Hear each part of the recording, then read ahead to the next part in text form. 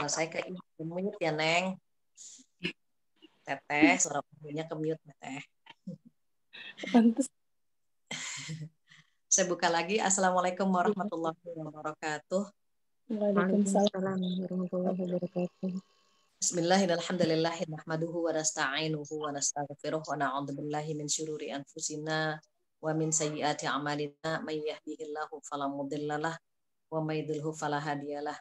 Asyhadu an la ilaha illallah wahdahu la syarikalah wa asyhadu anna Muhammadan abduhu wa rasuluh la nabiyya ba'dah. Alhamdulillah dan alhamdulillah tahun 2021 hari ini kita diperkenankan oleh Allah Subhanahu wa taala tetap hadir dalam kajian hari ini dengan nikmat iman, nikmat Islam, nikmat kesehatan, nikmat yang luar biasa pada saat ini. Mudah-mudahan nikmat-nikmat ini bisa mengantar kita ke surganya Allah Subhanahu wa taala dan mudah-mudahan nikmat-nikmat ini yang memberikan kita rasa syukur yang bertambah setiap saat. Semoga yang join dalam kajian hari ini selalu diberikan kesehatan, diberikan rezeki yang berkah. Doa saya selalu untuk yang masih sendiri, semoga diberikan pasangan yang soleh tahun ini, dan yang sudah berumah tangga diberikan keturunan, diberikan pas rumah tangga yang sakinah, dan semoga kita bertetangga di jannah. Amin ya rabbal alamin. Tak lupa salawat dan salam kita sampaikan kepada kekasih kita Rasulullah Shallallahu Alaihi Wasallam, di mana beliau bangga jika nanti di hari kiamat itu kita memiliki keturunan yang banyak dan keturunan yang kuat imannya, kuat fisiknya, kuat ekonominya, kuat akidahnya, dan mudah-mudahan kita termasuk pengikut beliau yang setia sampai akhir usia dan bisa bersama beliau di surga nanti. Amin ya rabbal alamin. Tahun 2021 tahun akidah untuk pertemuan kita ya. Mudah-mudahan niat dan tujuan dari panitia agar akidah kita terjaga, agar akidah kita bertambah baik, dan tentunya niatnya untuk lebih dekat kepada Allah Subhanahu wa taala. Dan hari ini merupakan tema perdana untuk akidah, karena sebelumnya tema kita lepas, terkadang tafsir, terkadang hadis, terkadang rumah tangga, terkadang juga atau masalah kontemporer yang memang kita bahas.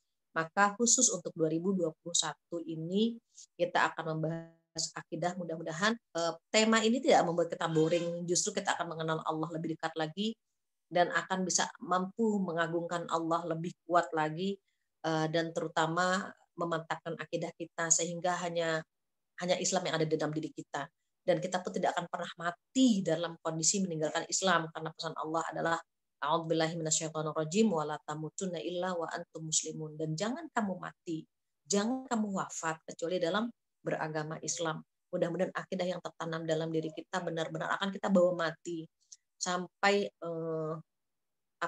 sampai nyawa ini dicabut, kita dalam kondisi husnul khotimah dengan kondisi keimanan yang baik. Amin ya rabbal alamin. Tema perdana adalah Islam itu iman dan amal.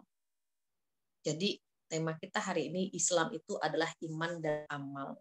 Maksudnya bagaimana? Jangan terpaku dengan tema ya. Kita ingin menyampaikan pesan bahwa agama Islam itu bukan hanya agama, tetapi ada iman dan ada amal. Banyak yang bertanya-tanya atau banyak yang penasaran, sesungguhnya Islam itu seperti apa gitu ya. Bahkan kita terkadang gitu ya menganggap bahwa agama Islam itu agama KTP gitu.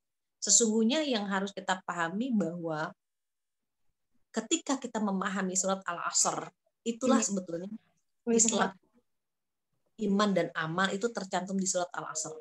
A'udzubillahi minasyaitonirrajim wal 'asr innal insana lafi khusr illa alladziina aamanu wa 'amilus shalihat wa tawassaw bil haqqi wa tawassaw bis sabr. Apa kata Allah? Demi waktu asar. Ada yang mengatakan demi masa. Demi waktu asar. Mengapa Allah bersumpah demi waktu asar?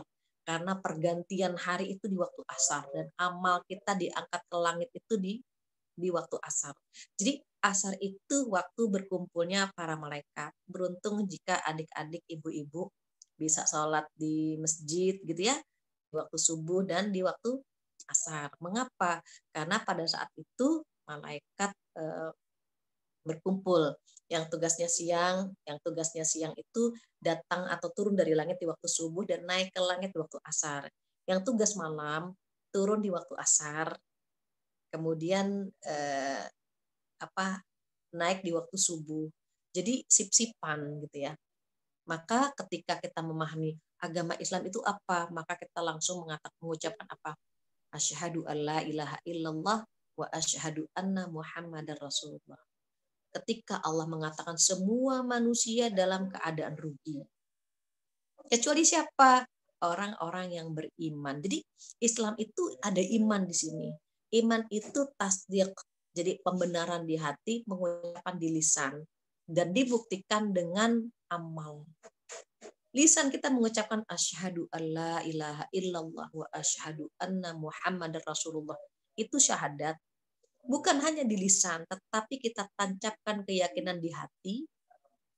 Kemudian kita Kita praktekkan dengan amal kita.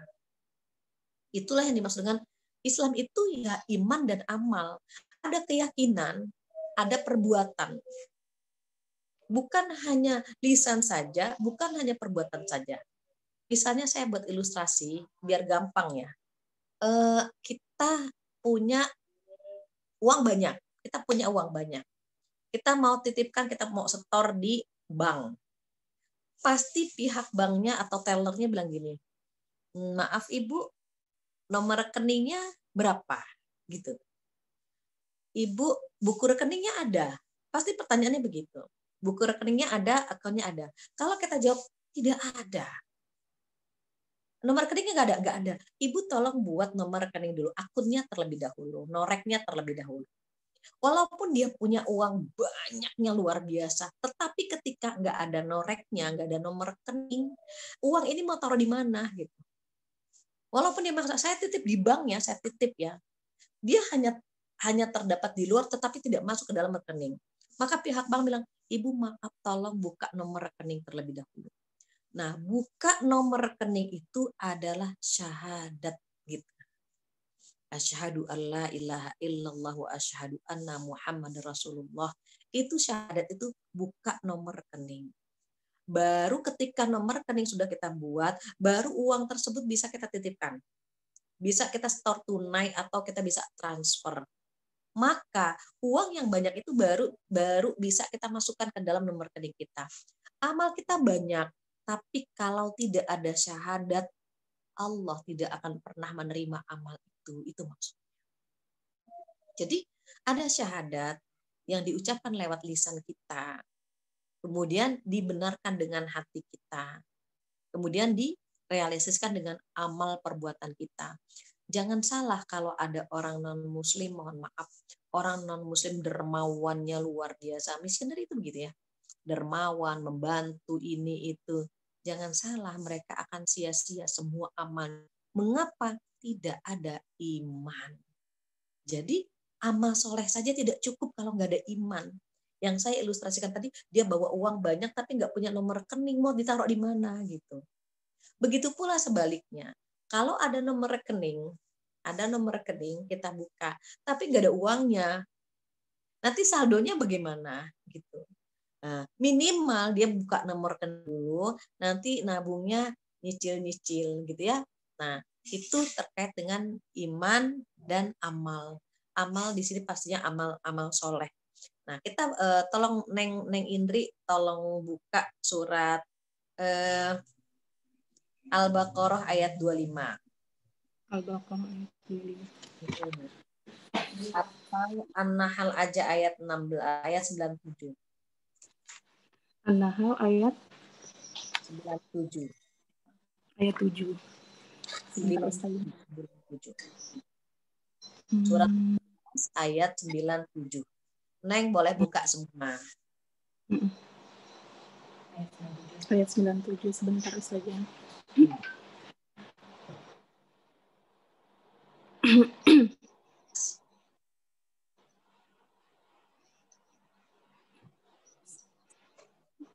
A'udzubillahi minasyaitonirrajim. Bismillahirrahmanirrahim.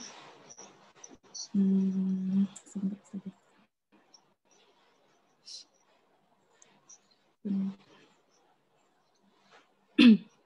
Man 'amila shalihan min dzakari aw من عمل صالحا من ذكر أو أنثى وهو مؤمن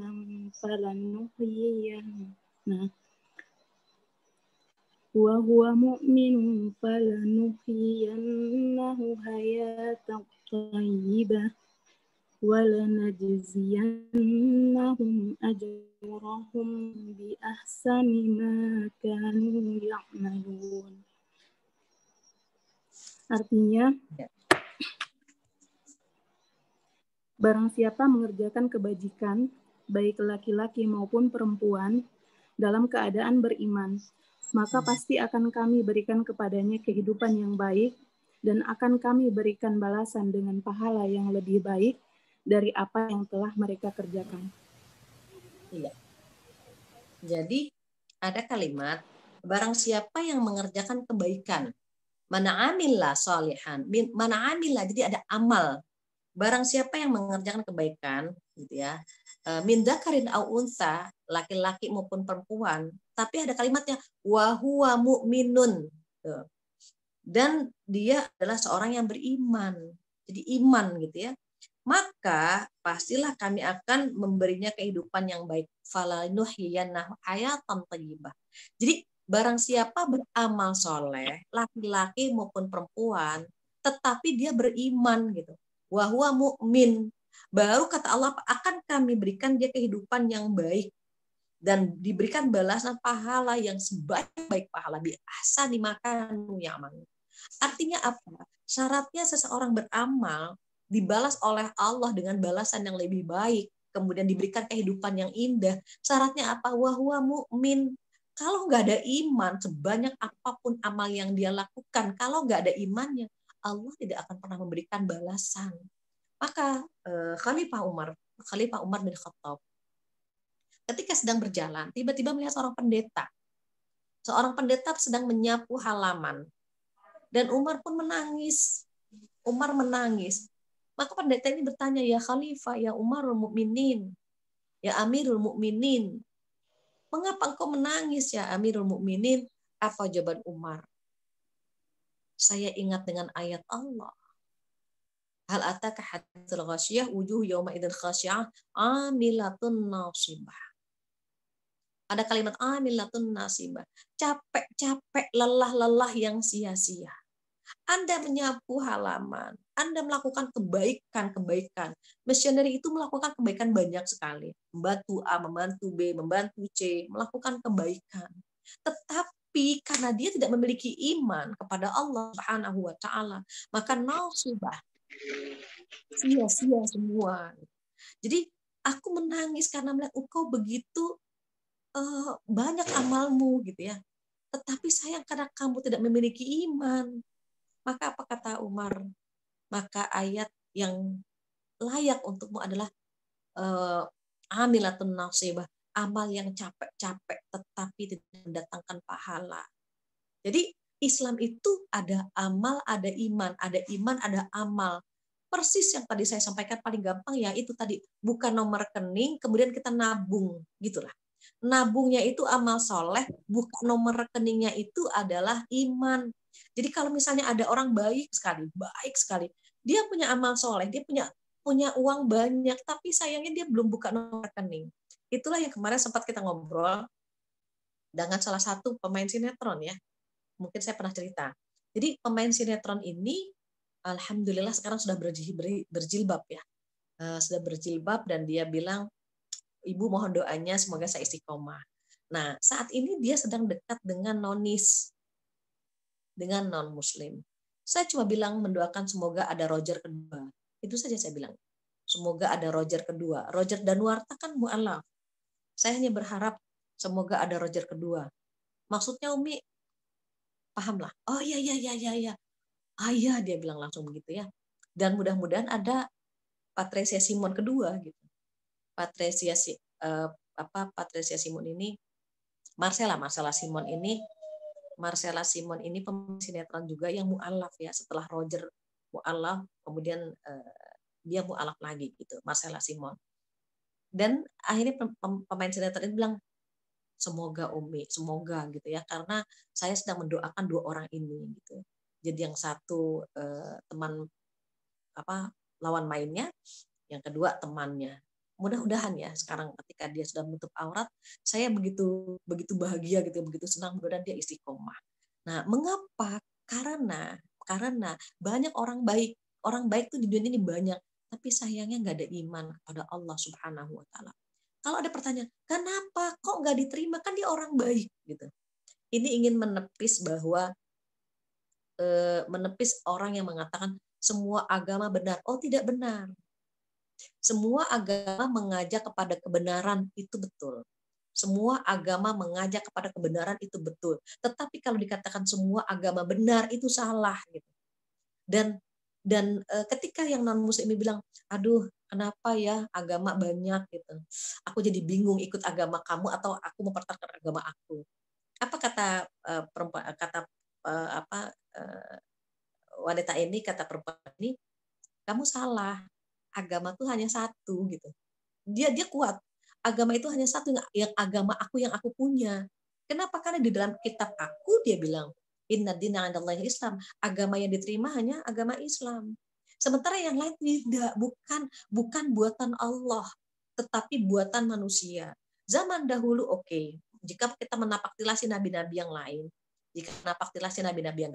dari Nabi Adam sampai Nabi Muhammad Shallallahu Alaihi Wasallam itu akidahnya satu, yaitu menyembah Allah.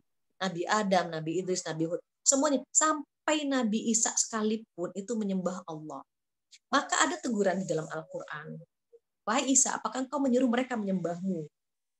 Apakah Nabi Isa? Tidak mungkin aku menyuruh mereka, memerintahkan mereka sesuatu yang aku tidak tahu, tidak mungkin.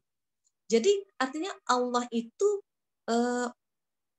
meminta kepada para nabi untuk menyampaikan pesannya sama satu, yaitu Allah yang Maha Esa. Semua nabi sama.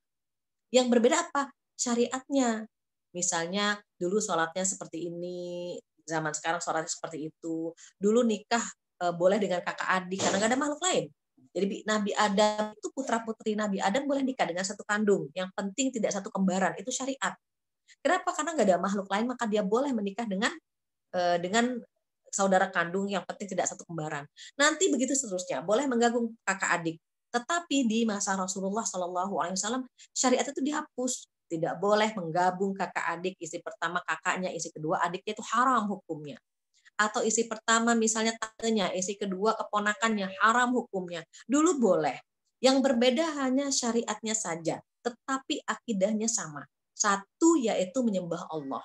Jadi dari Nabi Adam sampai ke Nabi Muhammad Shallallahu Alaihi Wasallam akidahnya sama. Kalau ada yang bertanya, mengapa gitu ya? Mengapa dulu para nabi ini dikirim ke bangsa Yahudi? Kenapa Isa gitu ya membawa Injil dan seterusnya? Kitab pada masa lalu adalah murni. Taurat turun kepada Nabi Musa alaihi salam. Zabur turun kepada Nabi Daud alaihi salam. Dan ini kitab bangsa Yahudi pada masa itu. Dan itu kitabnya asli. Yang turun kepada Nabi Musa dan Zabur yang turun kepada Nabi Daud itu asli. Begitu juga Injil.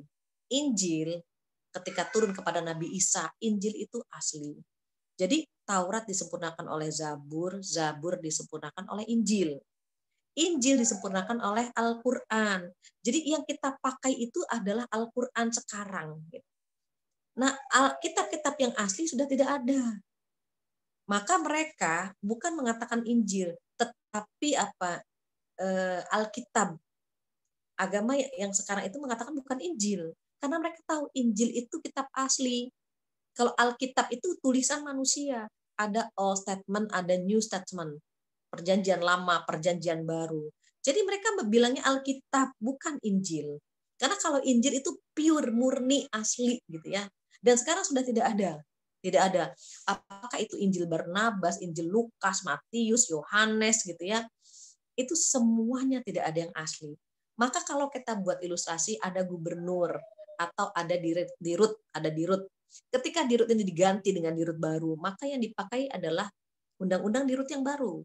Atau misalnya ada gubernur memiliki perda, peraturan daerah, maka perda-perda yang lama itu bisa dihapus atau dilengkapi oleh gubernur yang baru.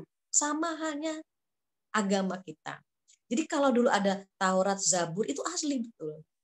Kemudian ada Injil yang diturunkan kepada Nabi Isa, itu murni betul, ada.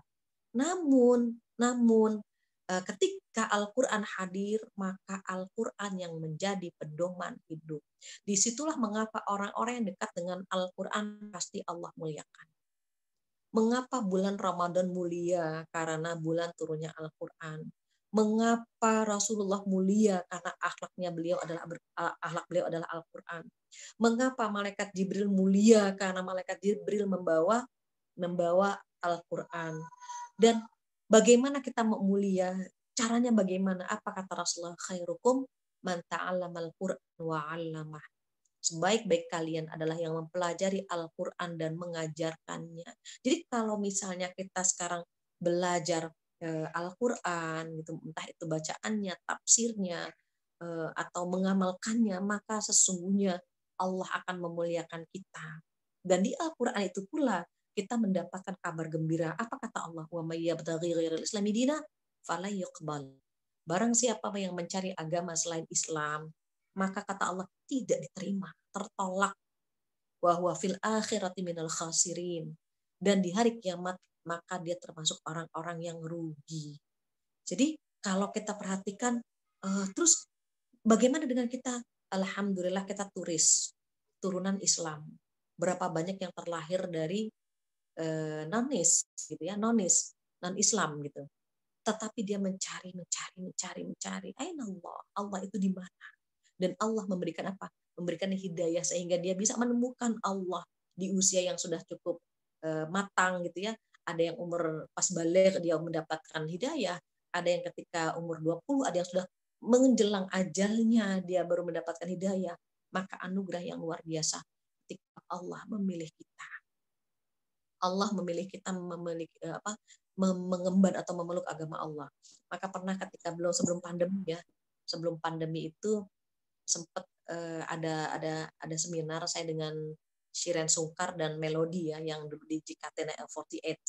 Jadi ada ketua JKT48 itu sekarang pakai jilbab ya, Melody namanya. Nah, ketika kita merasakan indahnya pelukan Islam itu nyaris semuanya itu nangis. Nangisnya apa? Karena kita dipilih sama Allah.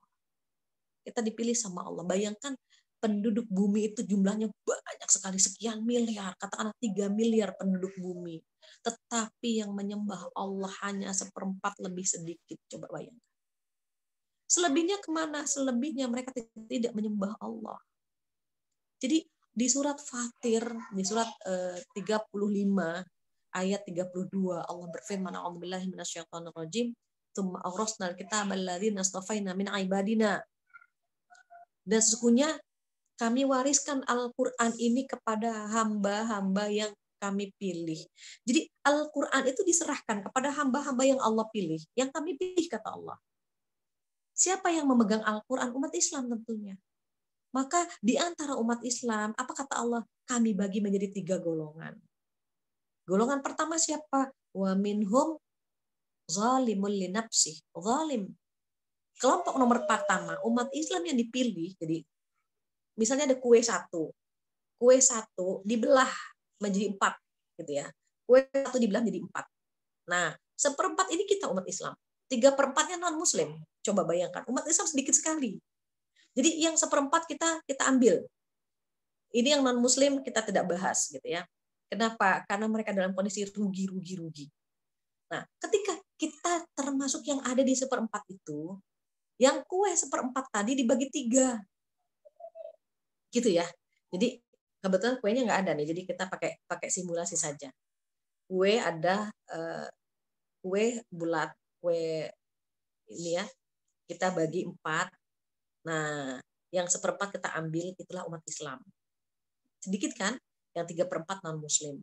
Nah, yang 1/4 ini, kata Allah, ada yang zalim terhadap dirinya sendiri. Apa arti zalim? Tidak menempatkan sesuatu pada tempatnya.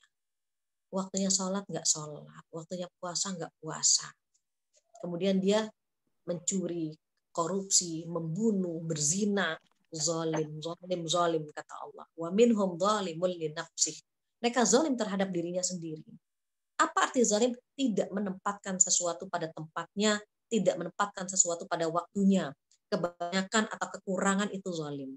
Zalim ini ada yang ringan, ada yang sedang, ada yang berat.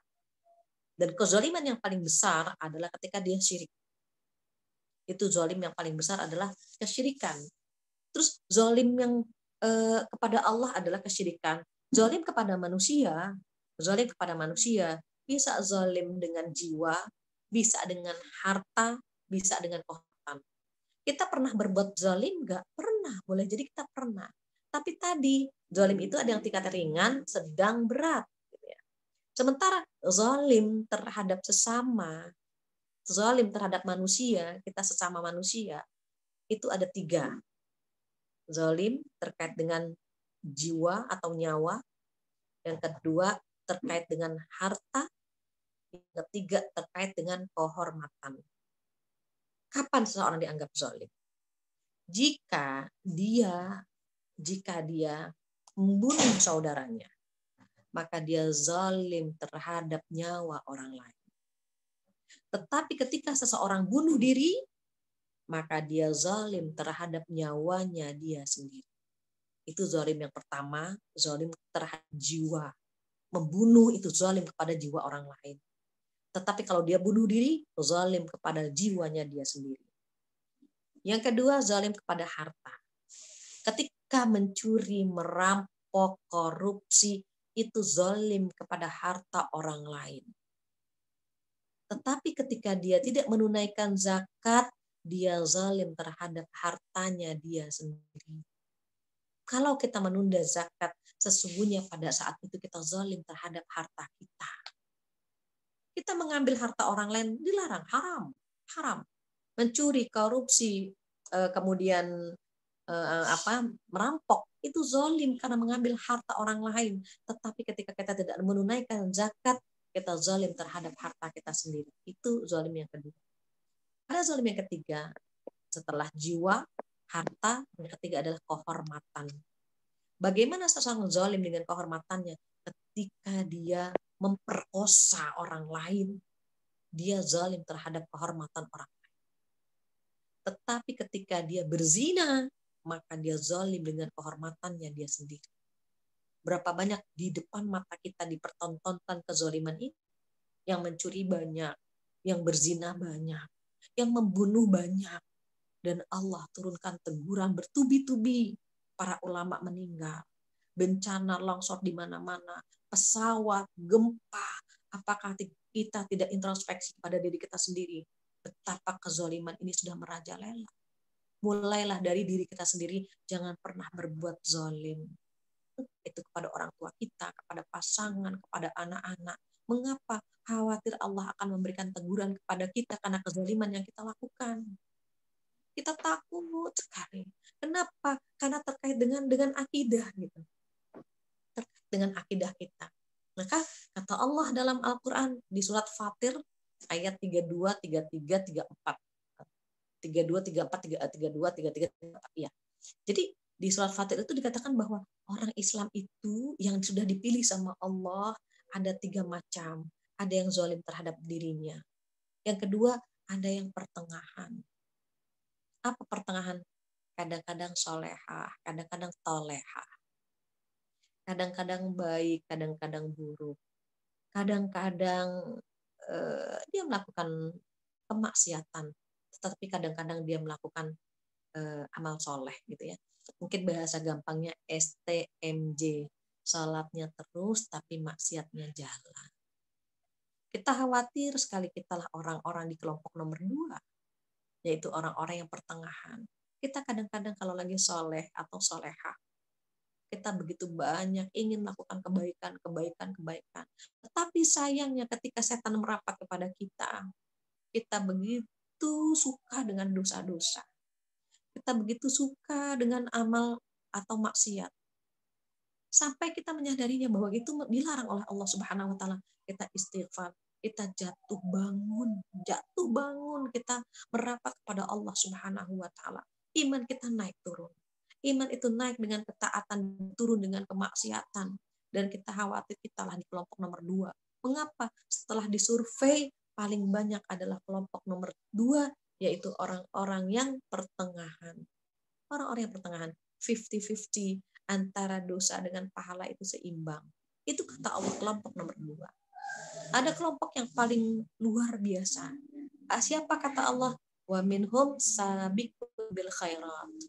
Kelompok nomor 3 adalah orang-orang yang bergegas kepada kebaikan. Orang-orang yang berlomba-lomba dalam kebaikan.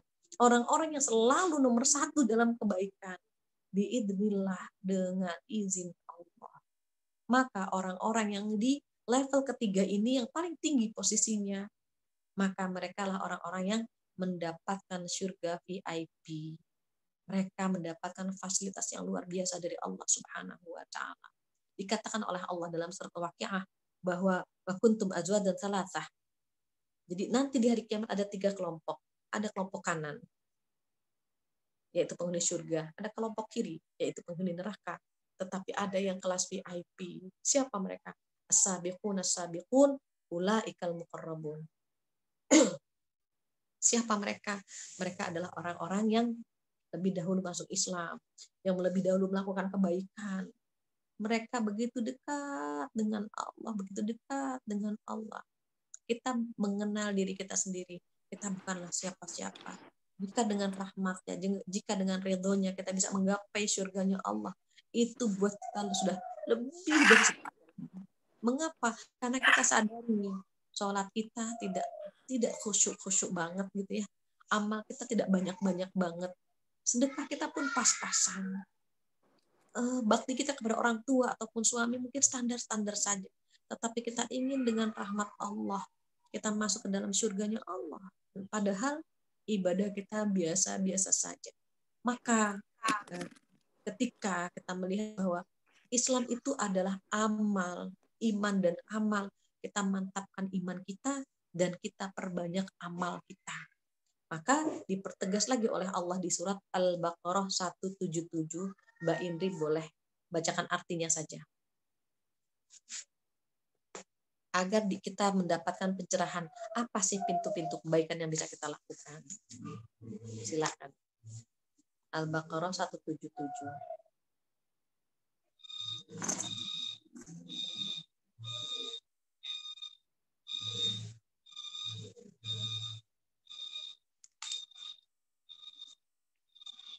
Sudah ketemu, Neng? Sebentar Ustazah. Kenapa nggak tahu di 177? Sebentar Ustazah. 200. Sejauh. Astagfirullah. Oh ini. Apa yang dibantu? Kalau Mbak Indrinya udah dapat Ustazah. Artinya kebajikan itu bukanlah menghadapkan wajahmu ke arah timur dan ke arah barat, tetapi kebajikan itu ialah kebajikan orang yang beriman kepada Allah, hari akhir, malaikat-malaikat, kitab-kitab, dan nabi-nabi, dan memberikan harta yang dicintainya kepada kerabat, anak yatim, orang-orang miskin, orang-orang yang dalam perjalanan atau musafir, peminta-minta dan atau memerdekakan hamba sahaya yang melaksanakan sholat dan menunaikan zakat, orang-orang yang menepati janji apabila berjanji, dan orang-orang yang sabar dalam kemelaratan, penderitaan, dan pada masa peperangan. Mereka itulah orang-orang yang benar dan mereka itulah orang-orang yang bertakwa. Masya Allah. Jadi ketika kita bingung kalau Islam itu adalah iman dan amal yang seperti apakah yang dianggap sebagai kebajikan, maka kata Allah apa tadi, bahwa kebajikan itu bukanlah menghadapkan wajahmu ke timur dan barat, tetapi kebajikan itu beriman kepada Allah, kepada malaikat. Kita cakuplah rukun iman di situ, kepada kitab-kitab, kepada para nabi gitu ya, kepada hari kiamat. Kemudian apa? Wa atal mala ala hubbihi dzawil qurba wal yatama wal masakin. Kemudian bukan hanya iman di dalam hati kepada beriman saja, tetapi ditambah dengan apa? Memberikan harta yang dia cintai kepada kerabatnya, pada wal yatama, anak yatim, wal masakin, dan orang miskin. Jadi pintu-pintu amal itu banyak, tetapi dibuka oleh Allah apa? Iman terlebih dahulu, yaitu rukun iman yang 6. Jadi insya Allah setelah kita membuka Al-Quran, kita baru memahami bahwa oh jadi Islam itu bukan hanya ucapan lisan syahadat saja, tidak. Dia buktikan dengan hati, kemudian direalisasikan dengan amal perbuatan. Harapannya apa? Harapannya tabungan kita banyak. Jadi kalau iman itu nomor rekening gitu ya, iman itu nomor rekening, kemudian amal setelah itu kita setor tunai. Nah, setor tunai, ini duduk di sini kita sedang setor tunai nih, sedang setor pahala. Kira-kira lelahnya kita 1 jam ngaji ini layak nggak dibayar dengan surga? Begitu maksudnya. Kira-kira kalau misalnya kita berbakti kepada orang tua atau menservis anak-anak, menservis suami, layak nggak dibayar sama Allah dengan pahala yang besar? Begitu. Jadi amal soleh itu adalah tabungan kita, begitu.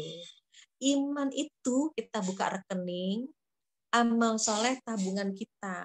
Sayangnya tabungan kita nggak terlalu banyak karena sholat kita kadang-kadang tidak khusyuk, sedekah kita kadang-kadang tidak banyak, ketaatan kita kepada orang tua atau suami pun tidak terlalu dalam, sehingga tabungan yang kita setor tidak terlalu banyak. Maka kita butuh transferan dari orang lain. Bagaimana cara mendapatkan transferan dari orang lain? Kata Allah, wa tawasau bil haqqi wa tawasau bis sabr. Saling mengingatkan, saling menasehati dengan kebaikan dan saling menasehati dengan sabar. Makanya Syekh Ali Jabir almarhum ya kemarin, even orangnya sudah tidak ada, tapi amal solehnya masih mengalir sampai detik ini. Ketika kita mendengar tausiahnya, kita netesin air mata lagi, kita begitu kuat ingin mengamalkan apa yang beliau sampaikan. Beliau mendapatkan transfer pahala dari semua yang mengamalkan tausiah itu. Ketika kita bilang sama anak kita, nak, sholat nak, sholat. Anak kita akan menjaga sholatnya karena ingat nasihat kita. Maka anak-anak kita mentransfer pahala buat kita. Sampai kapan? Sampai anak kita meninggal pula baru terhenti transferan itu. Sekarang kita paham bahwa waktu kita sangat sedikit, sementara tabungan kita tidak terlalu banyak. Cari transferan dari orang-orang di sekitar kita, dari orang tua kita, dari pasangan kita, dari anak-anak kita, dari teman-teman kita. Bagaimana agar transferan dari mereka banyak? Caranya bagaimana? Saling mengingatkan dengan benar dan saling mengingatkan atau saling mengingatkan dengan sabar. Pengajian seperti ini kita saling mengingatkan, kita saling bergandengan tangan agar ada teman yang terjerumus, kita genggam lagi tangannya. Jangan, Mbak, jangan lakukan itu. Kita saling mengingatkan dan ini menjadi transferan. Ketika dia ingat dengan pesan kita, transferan masuk ke rekening kita. B ingat dengan apa yang kita sampaikan, transferan lagi. Bayangkan kalau teman kita selalu mengenang kita karena kebaikan kita dan dia mengikutinya, maka itu menjadi jariah buat kita dan transferan itu akan mengalir walaupun kita sudah tidak ada, tetapi amal jariah kita masih mengalir. Itulah UJ ya, Ustadz Jeffrey Al-Bukhari, Masya Allah, even meninggal di usia muda, tetapi pahalanya mengalir sampai detik ini. Begitu juga para ulama-ulama yang lain. Mudah-mudahan kita bisa bersama orang-orang soleh ya. Kita bisa bersama orang soleh, dikumpulkan di surganya insya Allah. Amin ya rabbal alamin. Alhamdulillah nggak terasa jam 1 lewat ya. Ada waktu 5-10 menit mungkin yang ingin ditanyakan, ditambahkan atau dikurangi, saya persilakan. Silakan Mbak Indri. Masya Allah Ustazah, kajian hari ini benar-benar bagus banget Ustazah. Dan Alhamdulillah diikuti oleh 45, kurang lebih 43 partisipan ya.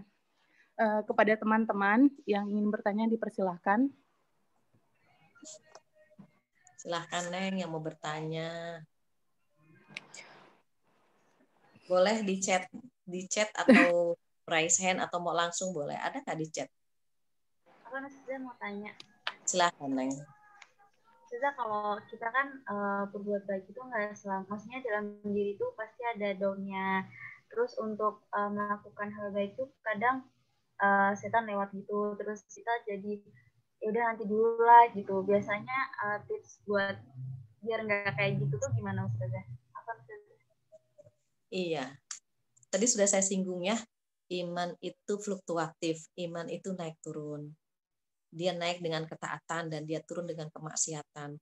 Jika kita melakukan dosa, itu down langsung itu iman kita. Dan ketika kita akan bangkit, maka tadi saya sudah singgung, kita tuh jatuh bangun mempertahankan keimanan kita. Kita jatuh bangun mempertahankan keistiqomahan kita. Dan itu akan terus sampai kapan? Sampai ajal menjemput, kita harus bertahan dengan keimanan yang kita punya. Mungkin kalau kita berteman dengan orang baik-baik, kadang-kadang teman itu mengingatkan, jaga, mudah-mudahan kita istiqomah, mudah-mudahan kita istiqomah. Tetapi terkadang setan tidak akan pernah membiarkan kita dalam kebaikan terus. Setan menghantam kita dari kiri, kanan, depan, belakang, atas, bawah, sehingga kita merasa jenuh. Capek juga jadi anak solehah, gitu. Atau capek juga ya jadi hamba yang solehah. Kita terkadang jenuh gitu. Akhirnya kita melakukan dosa, kelalaian, minimal kita lalai. Saat kita lalai, saat kita ngedrop, nah di situ kita mulai apa? Turun, dan turunnya itu terjun bebas gitu. Itu yang membuat kita terengah-engah gitu, untuk menaikkan lagi keimanan kita. Aduh, kok lelah sekali begitu. Maka untuk menjaga keistiqomahan ini, jangan lupa doa. Doanya yang mana? Yang ada di surat Al-Imran ayat 8. Di situ dikatakan, a'udzubillahi minasyaitonirrajim, Rabbana la tuzigh qulubana ba'da idh hadaitana wa hab lana min ladunka rahmah innaka antal wahhab. Ya Allah, jangan Kau condongkan hatiku kepada kesesatan setelah Engkau memberikan hidayah atau petunjuk kepada kami. Jadi doa, minta sama Allah, cari muka sama Allah, biar Allah hafal wajah kita, Allah menerima amal soleh kita, biar Allah lindungi kita. Jadi kita tuh minta sama Allah, jangan ditinggal, dibimbing terus ya Allah, itu maksudnya. Kita minta ya Allah, jangan dicondongkan hati kita kepada kesesatan. Kenapa? Rasulullah ngasih bocoran. Khufatul jannah bil hufatun nar bil bisyahwat. Jadi khufatul jannah bil makari wa khufatun nar bisyahwat. Jalan menuju ke surga dengan sesuatu yang kamu benci, dan jalan ke neraka dengan sesuatu yang kamu suka. Jadi kita lebih suka jalan ke neraka, itu dibuat oleh setan sedemikian rupa. Nah, syahwat itu yang harus kita putus. Syahwat itu yang harus kita lepas gitu, hawa nafsu kita. Nah, itu PR kita. Makanya penting sekali kita duduk di pengajian, berteman dengan orang soleh, selain doa yang kita panjatkan setiap selesai sholat 5 waktu. Begitu. Allahu a'lam. Ada lagi, Neng? Ada yang di chat nggak? Mbak Yayu mau nanya, Mbak Yayu. Ini ada yang chat, Ustazah. Boleh. Nanya gini, bagaimana bila ada muslim yang tidak sholat dan tidak puasa, tapi sering berbuat baik? Apa bisa disebut muslim dan disolatkan ketika meninggal? Itu aja, Ustaz.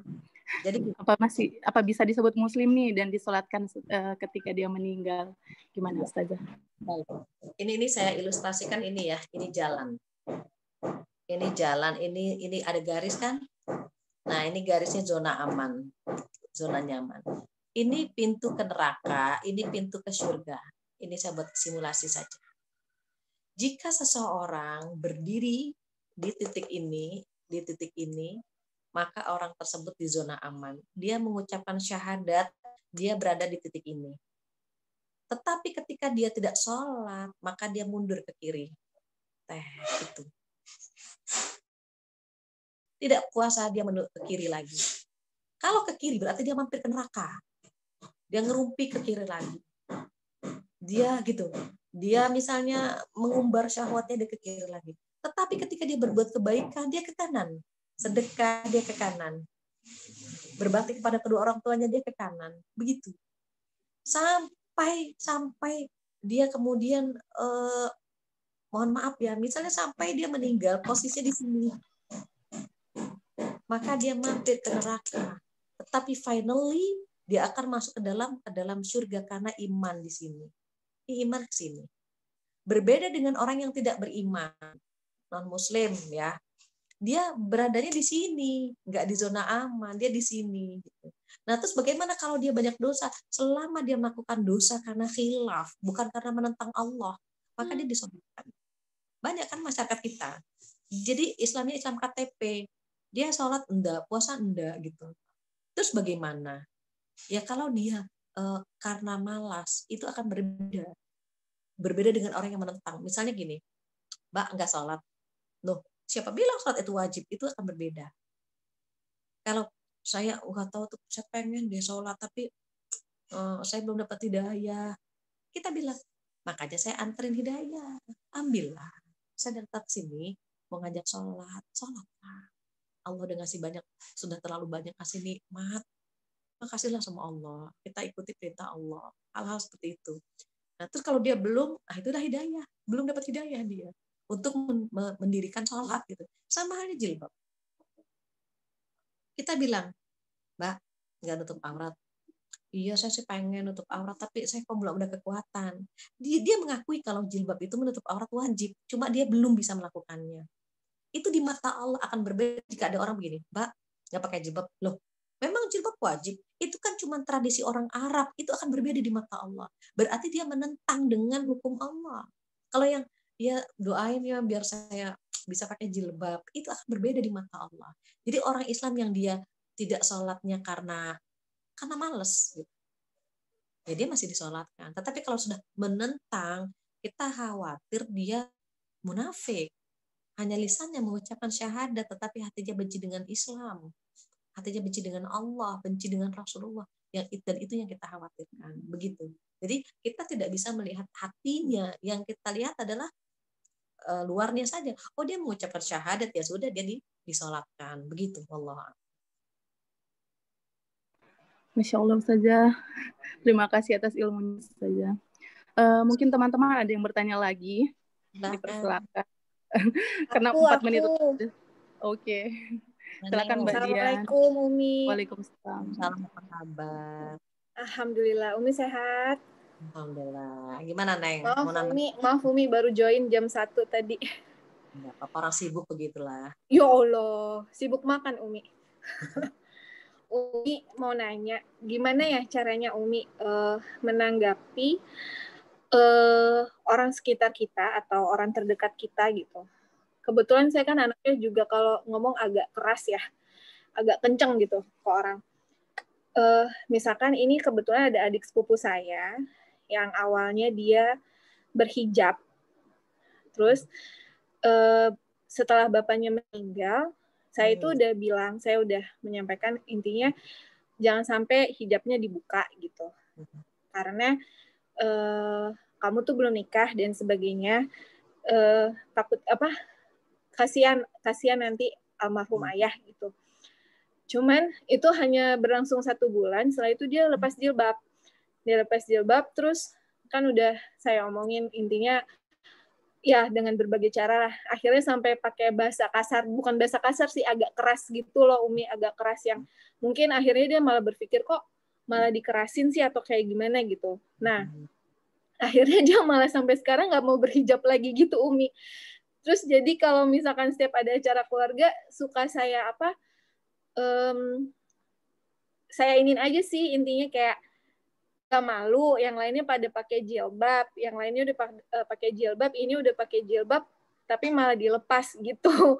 Sebenarnya itu kan sebenarnya salah ya, jadi kayak menjudge dia kan ya Umi. Cuman kayak bingung gitu cara ngomongnya lagi ke dia tuh bagaimana gitu supaya akhirnya dia tergerak untuk mau pakai jilbab lagi.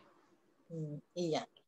Jadi kalau kalau orang sedang diuji sama Allah, termasuk kita ya. Kalau sedang diuji oleh Allah, itu setan merapat. Hati-hati. Ketika sedang diuji oleh Allah, ketika kita sedang down, ketika kita sedang galau, itu setan merapat, itu bertubi-tubi, berlapis-lapis gitu. Makanya terkadang orang setelah diuji, bukan tambah dekat dengan Allah, tambah jauh. Dia merasa, aku minta nggak dikasih, malah yang aku punya diambil, gitu bahasa gampangnya ya. Allah paling tahu kapan waktunya diberi dan kapan waktunya diuji atau diambil gitu. Nah, saat itu setan merapat sehingga dibuat hatinya keras. Ingin melepaskan diri dari Allah gitu. Padahal makhluk mana yang bisa melepaskan diri dari Allah, kemana, mau lari kemana? Mau lari ke langit pun langit milik Allah, bumi milik Allah, mau ke lautan milik Allah. Tak satu pun manusia bisa lari dari ketentuan Allah begitu.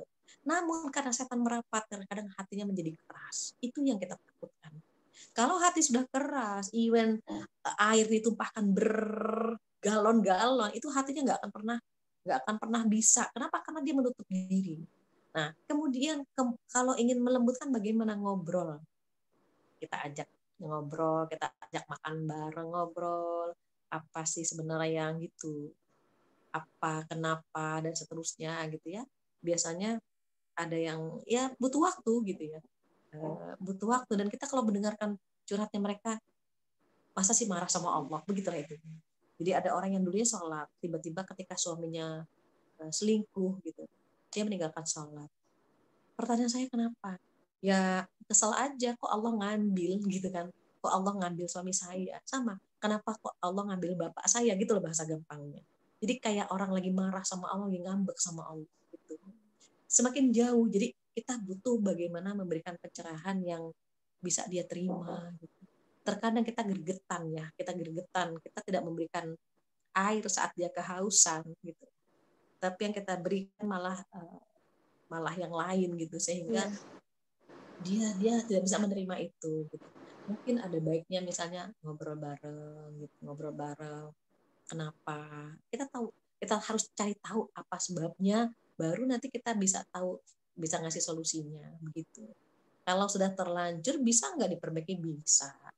Jadi jangan terlalu banyak disindir ya, terkadang malah dia akan menjauh, khawatirnya. Karena sebenarnya anaknya ini sebenarnya emang agak masih labil gitu kan Umi, dan baru mulai kerja.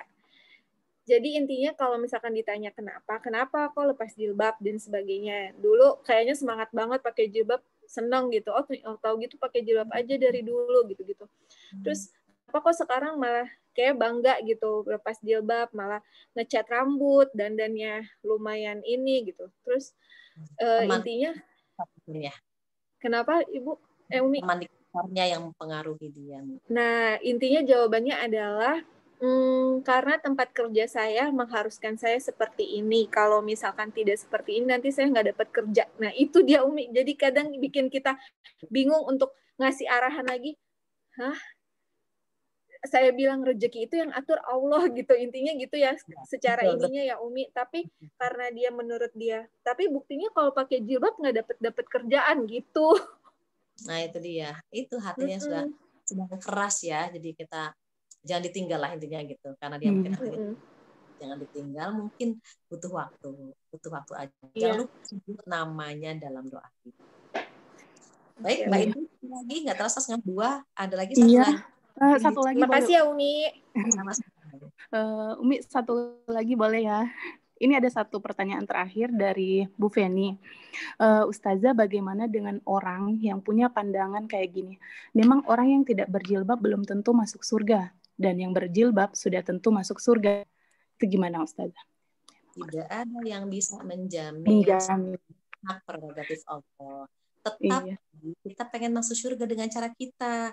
Boleh jadi dengan sholat kita bisa masuk surga, boleh jadi karena hijab kita bisa masuk surga begitu. Jadi paling gampang itu tadi jalannya.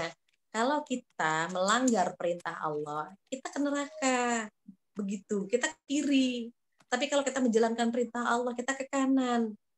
Paling begitu. Ini kita kan sudah balik. Kalau Allah menyuruh A, kita ikuti saja.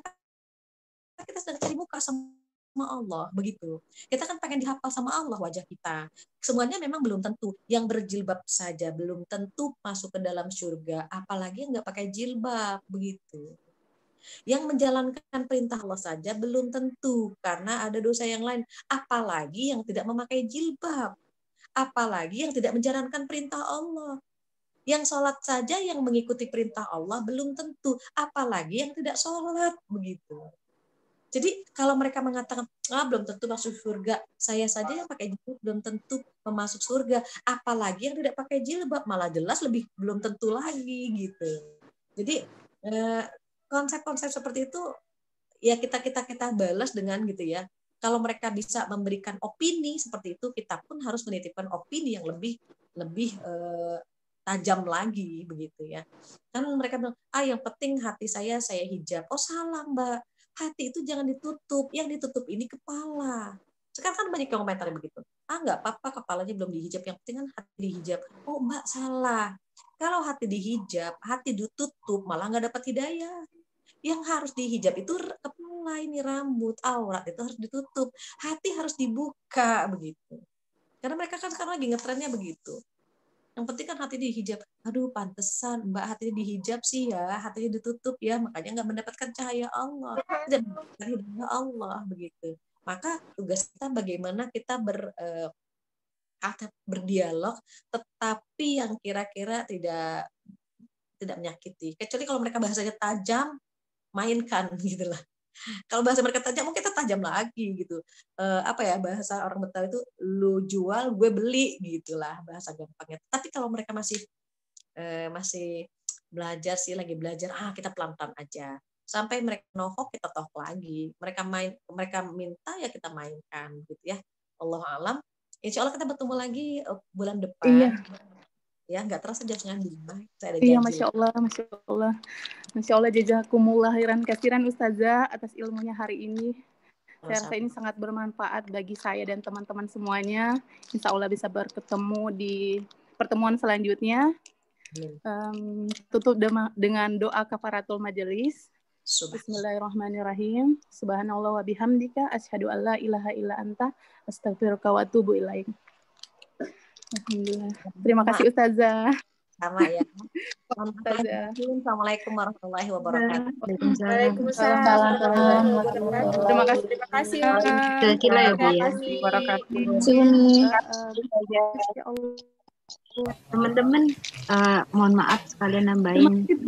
Ini kan kajian untuk kajian akidah kan selama 12 kali pertemuan ya. Berarti sampai nanti tahun 2021 akhir. Jadi kalau teman-teman pengen continue, kita sih pengennya teman-teman bisa continue. Dan alangkah lebih baiknya lagi kalau kita punya pedoman bukunya yang tadi saya share di grup WA ya. Karya Syed Sabiq Akidah Islamiyah. Oke, siap. Nanti di-share aja di grup. Iya. Nah. Oh ya, udah tadi ya, udah di-share di grup. Ya, terima kasih teman-teman semuanya. Ya. Terima kasih Andri. Waalaikumsalam warahmatullahi. Sama-sama. Terima kasih ya Mbak Indri. Terima kasih Mbak Indri. Sama-sama. Terima kasih. Izin deh. Iya. Assalamualaikum. Waalaikumsalam. Waalaikumsalam warahmatullahi wabarakatuh.